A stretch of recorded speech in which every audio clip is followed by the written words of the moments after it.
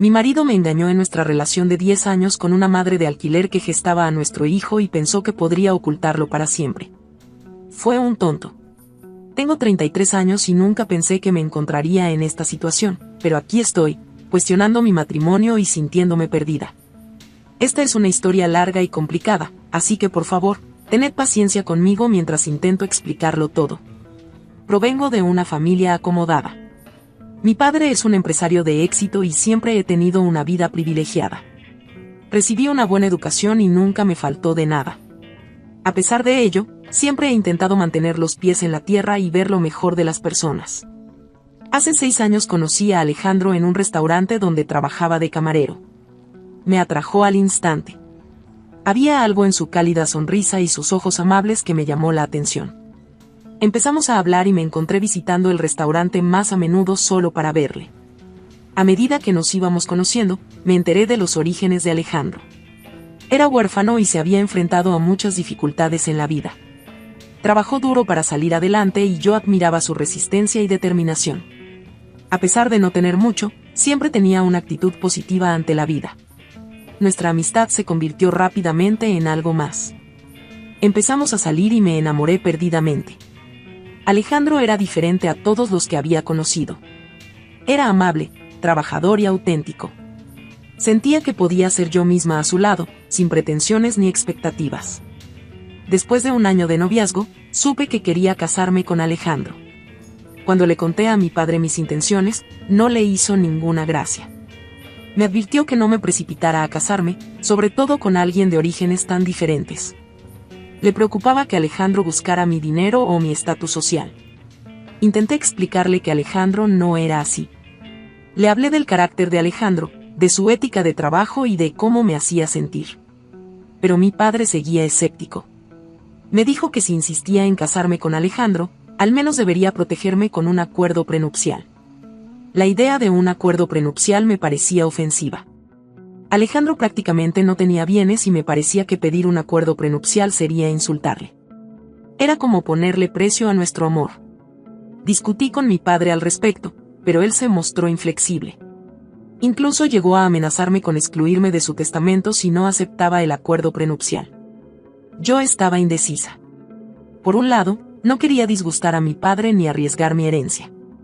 Por otro, no quería empezar mi matrimonio sobre una base de desconfianza. Después de pensarlo mucho, decidí hablarlo con Alejandro. Para mi sorpresa, Alejandro se mostró comprensivo con el acuerdo prenupcial. Dijo que no tenía nada que ocultar y que si eso hacía que mi padre se sintiera más cómodo, estaba dispuesto a firmarlo. Acordamos un acuerdo prenupcial temporal que se disolvería a los 7 años de matrimonio. Una vez resuelto esto, nos casamos tras 2 años de noviazgo. Fue una ceremonia preciosa, aunque me di cuenta de que mi padre aún no estaba del todo contento con la unión. Sin embargo, yo estaba encantada de empezar mi vida con Alejandro. Después de la boda, Alejandro se mudó a mi apartamento. Fue un gran cambio para los dos, pero estábamos entusiasmados por empezar nuestra vida juntos.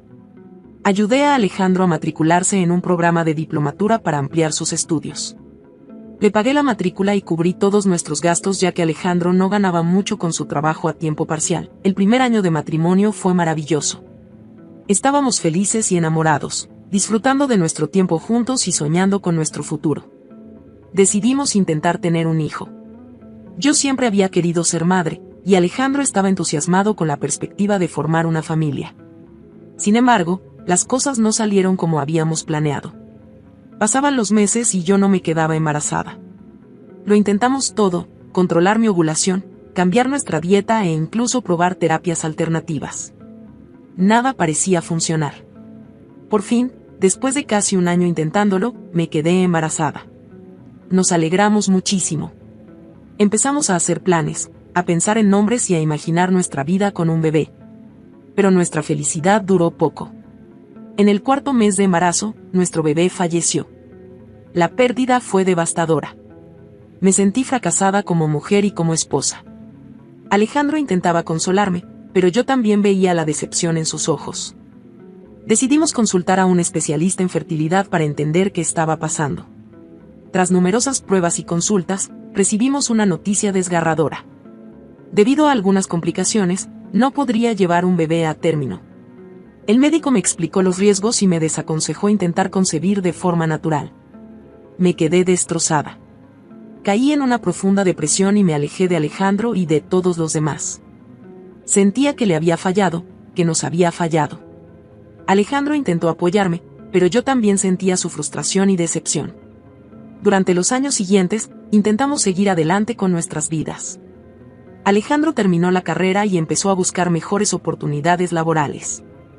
Yo seguí trabajando en la empresa de mi padre, intentando perderme en el trabajo para olvidar mi incapacidad de tener hijos.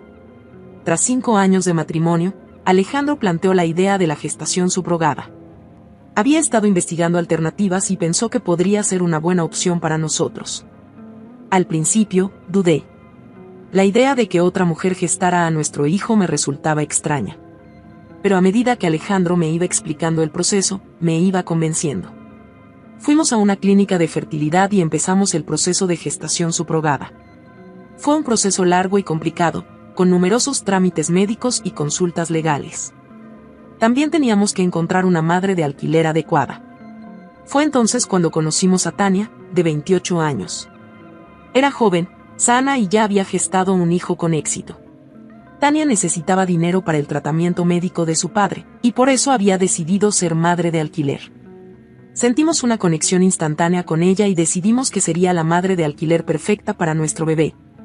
Utilizamos mi óvulo y el esperma de Alejandro para la subrogación. El proceso fue un éxito y Tania se quedó embarazada de nuestro hijo. Estaba muy contenta, pero también nerviosa. Quería asegurarme de que todo salía a la perfección. Le pedí a Tania que se mudara a nuestro apartamento por la duración del embarazo. Yo quería ser capaz de controlar su salud y asegurarme de que estuviera cómoda. Tania aceptó y le preparamos una habitación en casa. Al principio, todo parecía estar bien. Traté a Tania como una hermana, teniendo cuidado de sus necesidades y su acompañamiento a todas sus citas médicas. Alejandro también la apoyaba, aunque parecía un poco incómodo con la nueva situación. A medida que avanzaba el embarazo, noté a Alejandro cada vez más distante. Empezó a trabajar más horas y parecía distraído cuando estaba en casa. Cuando le pregunté, me dijo que se sentía incómodo con Tania en casa. Dijo que era extraño tener cerca a una mujer embarazada que no era su esposa. Intenté comprender su punto de vista y no preocuparme demasiado. Me centré en preparar la llegada del bebé, en preparar la habitación del bebé y en asegurarme de que Tania estuviera cómoda. Al cabo de 9 meses, Tania dio a luz a una preciosa niña. Fue uno de los momentos más felices de mi vida. Al abrazar a nuestra hija por primera vez, sentí un amor que nunca antes había experimentado. Alejandro también parecía feliz, aunque al principio le noté un poco reservado con la niña. Le pedí a Tania que se quedara con nosotros unos meses más para ayudarnos con el bebé. Aceptó y nos acostumbramos a cuidar de nuestra hija recién nacida. Estaba agotada pero feliz, por fin sentía que tenía la familia con la que siempre había soñado. Pero a medida que pasaban las semanas, empecé a notar cosas extrañas. Alejandro y Tania parecían haber desarrollado un estrecho vínculo. A menudo se hacían bromas internas que yo no entendía, y a veces los pillaba susurrándose cuando pensaban que yo no estaba mirando. Intenté disimular mis sospechas. Al fin y al cabo, habían pasado mucho tiempo juntos durante el embarazo mientras yo estaba en el trabajo. Era normal que se hicieran amigos, ¿no? Pero una corazonada me decía que algo no iba bien. Una noche, me desperté para ver cómo estaba el bebé y me encontré el lado de la cama de Alejandro vacío. Oí voces procedentes de la cocina y fui a investigar. Encontré a Alejandro y Tania sentados juntos a la mesa de la cocina, hablando en voz baja. Se separaron de un salto cuando me vieron con cara de culpabilidad. Cuando se lo pregunté a Alejandro, me dijo que Tania había tenido problemas para dormir y que él solo le hacía compañía. Pero había algo en su explicación que no me cuadraba. Empecé a prestar más atención a sus interacciones. Me fijé en la forma en que Alejandro miraba a Tania, en cómo parecían susurrarse el uno hacia el otro en una habitación. Había una tensión entre ellos que no podía explicar. He estado devanándome los sesos tratando de averiguar qué hacer. ¿Estoy exagerando? ¿Estoy viendo cosas que no existen debido a mis propias inseguridades? ¿O realmente hay algo entre mi marido y nuestra madre de alquiler? Una parte de mí quiere enfrentarse a los dos, exigirles la verdad. Pero otra parte de mí está aterrorizada por lo que pueda descubrir. Siento que me estoy volviendo loca. No puedo dormir, no puedo comer. Estoy constantemente en vilo, vigilando cada uno de sus movimientos, intentando pillarles infraganti. Esta no es la persona que quiero ser, pero no sé cómo detener estos pensamientos. He pensado en hablar con mi padre sobre esto, pero tengo miedo de lo que pueda decir. Nunca ha aprobado del todo a Alejandro, y me preocupa que utilice esta situación para decir, te lo dije. También me preocupa lo que esto pueda significar para nuestra hija. Si Alejandro y Tania están teniendo una aventura, ¿cómo afectará eso a nuestra pequeña? Ella es inocente en todo amor. Esto y la idea de que crezca en un hogar roto me rompe el corazón. He pensado en contratar a un investigador privado para llegar al fondo de esto, pero eso se siente como una traición a la confianza. Si me equivoco y Alejandro descubre que le he estado espiando, podría dañar irreparablemente nuestro matrimonio. También he pensado en proponerle a Tania que se vaya. Pero tengo miedo de que si pasa algo, encuentren la manera de verse escondidas. Al menos con Tania viviendo con nosotros, puedo vigilar las cosas. Siento que estoy en una encrucijada y no sé qué camino tomar. ¿Debería enfrentarme a Alejandro y Tania? ¿Debería intentar reunir más pruebas? ¿Debo confiar en mi marido e ignorar mis sospechas? Nunca pensé que estaría en esta situación. Cuando me casé con Alejandro, pensé que seríamos felices para siempre. Lo apoyé cuando mi padre lo desaprobaba. Lo apoyé en su educación. Pasé por la angustia de la infertilidad con él. Y ahora, justo cuando por fin tenemos la familia que siempre hemos querido, me encuentro cuestionándolo todo. Agradecería cualquier consejo o perspectiva sobre esta situación. Me siento muy sola y confusa, y no sé a quién acudir. Gracias por leer hasta aquí y por cualquier idea que me puedan ofrecer. Actualización 1. Han pasado 6 meses desde la última vez que publiqué y han pasado muchas cosas. Me gustaría poder decir que las cosas han mejorado, pero desgraciadamente han empeorado mucho. Todavía estoy en estado de shock por lo que pasó, pero voy a tratar de explicar todo lo más claramente posible. Nuestra hija nació sana y preciosa. Los primeros meses fueron un torbellino de noches sin dormir, cambios de pañales y adaptación a la vida como nuevos padres. Tania siguió viviendo con nosotros, ayudándonos con el bebé. Yo estaba agradecida por la ayuda adicional, pero no podía deshacerme de la sensación de inquietud que me producía su relación con Alejandro. Intenté apartar mis sospechas y centrarme en nuestra nueva familia. Me volqué en la maternidad, disfrutando de cada momento con nuestra hija. Alejandro también parecía acostumbrarse a la paternidad, pero seguía habiendo una distancia entre nosotros que no podía explicar. Un día tenía que trabajar hasta tarde. Tenía que entregar un proyecto importante y le dije a Alejandro que no llegaría hasta después de cenar. Sin embargo, conseguí terminar mi trabajo antes de lo esperado. Decidí sorprender a todos volviendo pronto a casa. Cuando llegué a casa, enseguida me di cuenta de que algo iba mal. La casa estaba demasiado silenciosa. Al entrar, oí llorar a nuestra hija desde la habitación de los niños. El llanto parecía angustioso, como si llevara llorando un rato. Corrí a la habitación y encontré a nuestra niña con la cara roja y llorando en su cuna. Estaba claramente disgustada y hacía tiempo que la habían dejado desatendida. La cogí en brazos e intenté calmarla, mientras me preguntaba dónde estarían Alejandro y Tania. Me invadió una sensación de terror al darme cuenta de que no estaban por ninguna parte. Comprobé el salón, la cocina e incluso la habitación de Tania, pero no estaban. Con el corazón palpitante, me acerqué a nuestro dormitorio. A medida que me acercaba, oí sonidos apagados procedentes del interior. Empujé la puerta y lo que vi destrozó mi mundo. Alejandro y Tania estaban en nuestra cama, íntimamente enredados. Estaban tan absortos el uno en el otro que ni siquiera se fijaron en mí al principio. Me quedé allí, congelado en estado de shock, incapaz de procesar lo que estaba viendo. Cuando por fin se dieron cuenta de que estaba allí, se desató el caos. Tania corrió a cubrirse, con una cara mezcla de miedo y culpa. Alejandro se levantó de un salto, buscando palabras, tratando de inventar excusas sin sentido. Yo no podía hablar. La traición era tan abrumadora que me sentía físicamente enferma. Me quedé allí de pie sosteniendo a nuestra hija que lloraba mientras mi mundo se derrumbaba a mi alrededor. Cuando por fin encontré mi voz, todo lo que pude decir fue que tenían que irse. Les dije que recogieran sus cosas y se fueran de mi casa inmediatamente. Necesitaba tiempo para pensar, para asimilar lo que había pasado. Alejandro intentó explicarse, poner excusas, pero yo no soportaba oírlo. Cogí a nuestra hija y salí de la habitación, dándoles tiempo para vestirse y hacer las maletas. Me senté en la habitación del bebé, abrazada a ella, tratando de calmarnos a ambas. Una hora más tarde, se habían ido. La casa estaba vacía. No podía creer lo rápido que se había desmoronado mi vida. Los días siguientes estuve aturdida. Dije que estaba enferma en el trabajo y me centré en cuidar de nuestra hija. No podía comer ni dormir. Cada vez que cerraba los ojos, los veía juntos en nuestra cama. Alejandro intentó llamarme y enviarme mensajes de texto varias veces, pero no me atrevía a responder. Necesitaba tiempo para decidir lo que quería hacer. Al cabo de una semana, finalmente accedí a hablar con Alejandro por teléfono. Le pregunté qué quería, esperando contra toda esperanza que pidiera perdón, que eligiera a nuestra familia. Su respuesta me dejó helada. Me dijo, sin una pizca de vergüenza, que estaba enamorado de Tania. Quería que viviera con nosotros, que formara parte de nuestra familia. Incluso se atrevió a culparme de su infidelidad, diciendo que mi preocupación por el bebé le había alejado de mí. Su egoísmo me dejó atónita.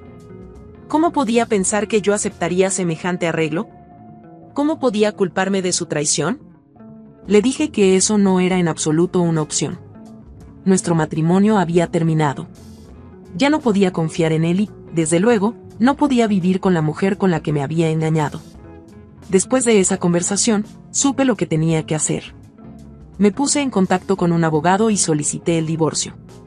Fue una decisión dolorosa, pero sabía que era la correcta. No podía seguir en un matrimonio sin confianza ni respeto. Lo más difícil fue decidir qué hacer con nuestra hija. A pesar de todo, no quería que creciera sin un padre. Tras muchas deliberaciones y discusiones con mi abogado, acepté un acuerdo de custodia al 50%. Me partía el corazón estar la mitad del tiempo lejos de mi hija, pero creía que lo mejor para ella era que ambos padres estuvieran en su vida. El proceso de divorcio fue difícil. Alejandro luchó contra mí en todo momento, intentando conseguir más de lo que le correspondía de nuestros bienes. Estaba agradecida por el acuerdo prenupcial que habíamos firmado, ya que protegía la mayor parte de mis bienes. Aún así, fue un proceso largo y agotador. A lo largo de todo esto, luché con intensos sentimientos de traición y duda de mí misma. Repetía cada momento de nuestra relación, preguntándome si había señales que me había perdido. Me preguntaba si había hecho algo para alejar a Alejandro. Pero a medida que pasaba el tiempo, me di cuenta de que las acciones de Alejandro no fueron mi culpa. Él tomó la decisión de traicionar nuestros votos matrimoniales. Eligió tener una aventura con Tania, sin tener en cuenta el impacto que tendría en nuestra familia. También tuve que lidiar con el dolor añadido de la traición de Tania. La había acogido en nuestra casa, la había tratado como de la familia. El hecho de que pudiera hacerme esto a mí, a nuestra hija, era casi más difícil de soportar que la infidelidad de Alejandro. Mi padre, cuando se enteró de lo ocurrido, se puso furioso. Quería separarse completamente de Alejandro para luchar por la custodia total de nuestra hija. Me costó mucho convencerle para que entendiera por qué había aceptado la custodia compartida. Lo más difícil fue explicar la situación a amigos y familiares. Me sentí humillada al tener que admitir que mi marido me había engañado con nuestra madre de alquiler. Muchos se sorprendieron y me ofrecieron su apoyo y sus condolencias. Otros, me di cuenta, sospechaban que algo estaba pasando. En cuanto a Tania y Alejandro, lo último que supe es que vivían juntos. La idea de que estén criando a mi hija la mitad del tiempo sigue siendo dolorosa, pero estoy intentando aceptarlo.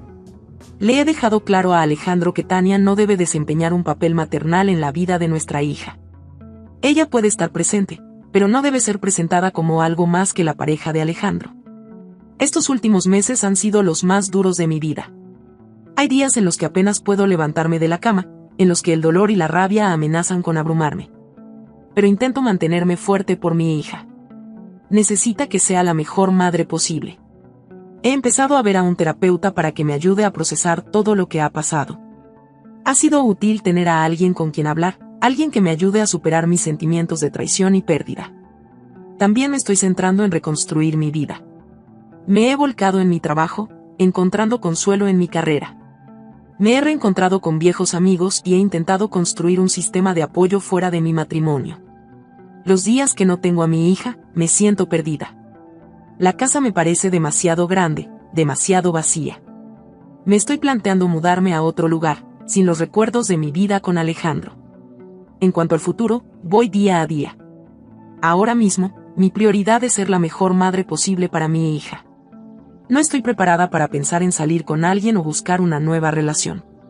La idea de volver a confiar en alguien me parece imposible en este momento. Sé que tengo un largo camino por delante. Ser copadre con Alejandro y tener que ver a Tania durante las entregas va a ser un reto, pero estoy decidida a hacer que funcione por el bien de mi hija. Volviendo a mi post original, ahora me doy cuenta de que mis instintos eran correctos. Debería haber confiado en mi instinto de que algo iba mal, pero no puedo quedarme en el pasado. Lo único que puedo hacer ahora es seguir adelante e intentar crear la mejor vida posible para mí y para mi hija. A cualquiera que se encuentre en una situación similar, que confíe en sus instintos. No ignoréis las señales de alarma y recordad que merecéis estar con alguien que os respete a vosotras y a vuestra relación. Gracias a todos los que me aconsejaron en mi post original. Vuestro apoyo significa más de lo que imagináis. Todavía estoy navegando esta nueva realidad, pero tengo la esperanza de que vendrán días mejores.